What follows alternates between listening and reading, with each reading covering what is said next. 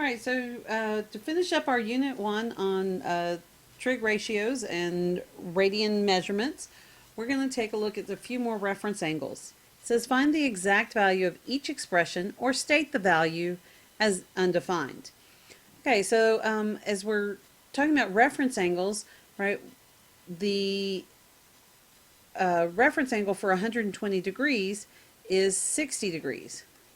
Okay. So we want to find cosecant of 60 degrees, right? But we have to take a look, and where is 120 degrees? It's in the second quadrant, right? So if 120 degrees in the second quadrant means cosecant in the second quadrant is what sign? Positive or negative? Okay, so we do a quick check. Remember, all students take classes. Okay, so in the second quadrant, S for sine is positive, and then sine's reciprocal, which happens to be cosecant, would also be positive. Okay, so that means it's just cosecant of 60 degrees. So we have our chart, but it doesn't have cosecant on it, it has sine. And we know that sine of 60 degrees is going to equal the square root of 3 over 2. Since cosecant's the reciprocal, cosecant of 60 degrees is going to be 2 over the square root of 3, and then we'll want to simplify that by multiplying both the numerator and denominator by square root of 3, and we end up with 2 square root of 3 over 3. Then we want to take a look at this next one. It says cotangent of 225 degrees. All right, so the reference angle for 225 degrees is 45 degrees. All right, so we want to find the cotangent of 45 degrees. That's, and then we have to determine, is cotangent of 225 going to be positive or negative? So a quick check of our quadrants. 225 is going to be in the third quadrant. And going back up here, take for tangent. So that means tangent and its reciprocal cotangent will both be positive in the third quadrant. So this is going to be positive, cotangent of 45 degrees.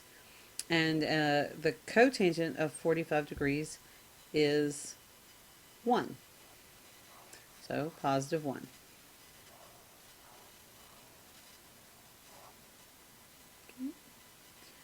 All right, let's take a look at C, which is the secant of 90 degrees. And 90 degrees is one of our quadrantal angles.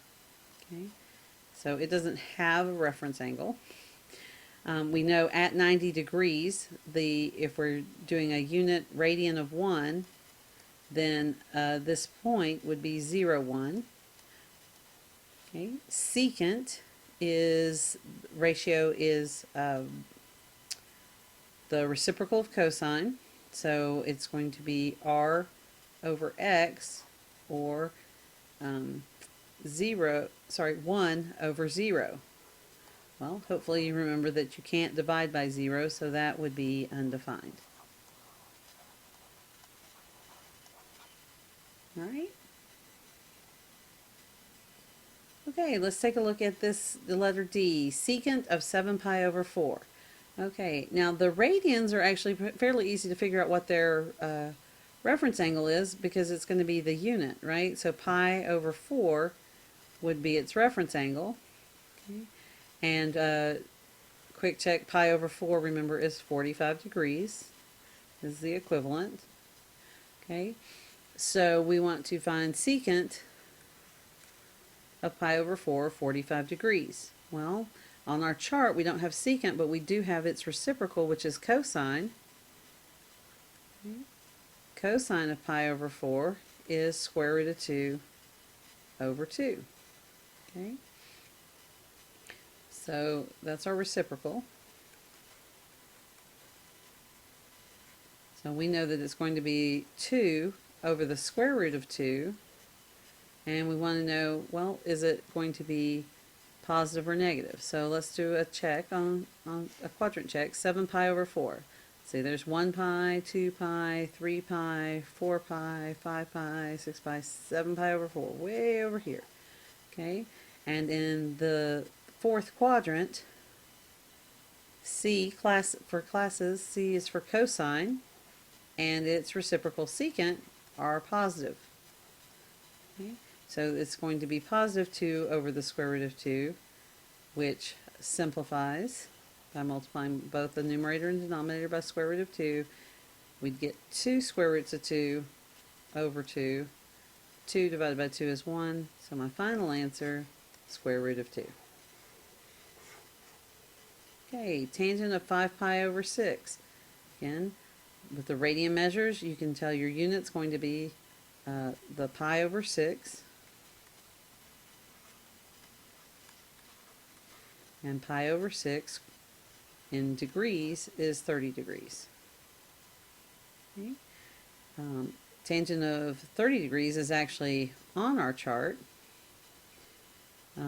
It would be the 1 over the square root of 3, which simplified to square root of 3 over 3. Okay. All right. Oh, we forgot. I almost forgot. We got to check the quadrant. Okay. So 5 pi over 6, there's 1, 2, 3, 4, second quadrant. In the second quadrant, sine and cosecant, right, are positive, not tangent, so tangent's actually negative, so we need to attach a negative sign to the front of that. So negative square root of 3 over 3 for tangent of 5 pi over 6. Alright, let's see what else we got going on this paper. Okay, let theta be an angle in standard position. In which quadrant or quadrants can theta be located under the given conditions? Okay, sine theta and cosine theta have the same sign. Alright, so I'm going to draw my quadrants, and I know that all are positive, all the ratios are positive in the first quadrant. Only sine and cosecant in the second quadrant, only tangent and cotangent are positive in the third quadrant, and then only cosine and secant are positive in the fourth quadrant. Okay, so to have the same sign, they both have to be positive or they both have to be negative. So in quadrant 1, they're both positive. Okay, and in quadrant 3, neither one are positive, which would indicate that they are negative. Both negative. Okay, cotangent theta and cosine theta have opposite signs. Alright, so opposite signs means one's positive and the other one's negative, right? Okay, so in the third quadrant, cotangent is positive, cosine, because it's not listed, right, is negative. So in the third quadrant, they have opposite signs. Okay. In the fourth quadrant, cosine is positive and cotangent is not, so that would be opposite, so also in the fourth quadrant. Okay, secant theta is less than 0 and tangent theta is greater than 0. Okay, less than 0 indicates that secant is negative, and greater than 0 indicates that tangent would be positive. So in which quadrant or quadrants is secant negative and tangent positive? Well, tangent is only positive in the first and the third, but in the first, secant is positive. So the first doesn't count. So it's got to be the third. And let's see, secant is not listed, so that means it's negative in the third quadrant. So only in the third quadrant do we see this situation where secant is negative and tangent is positive. All right, tangent is less than 0, meaning negative. Cosecant is greater than 0, so it would be positive. So where does that happen? Well, let's see. Nothing's negative in the first quadrant, so that doesn't happen there. Cosecant is positive in the second quadrant, and tangent is negative. So it does definitely happen there in the second quadrant. Okay, tangent's positive here, so that's not negative. Tangent's negative, but cosecant's also negative in the fourth quadrant, so only in the second quadrant. Okay, hope that helps. See you in class.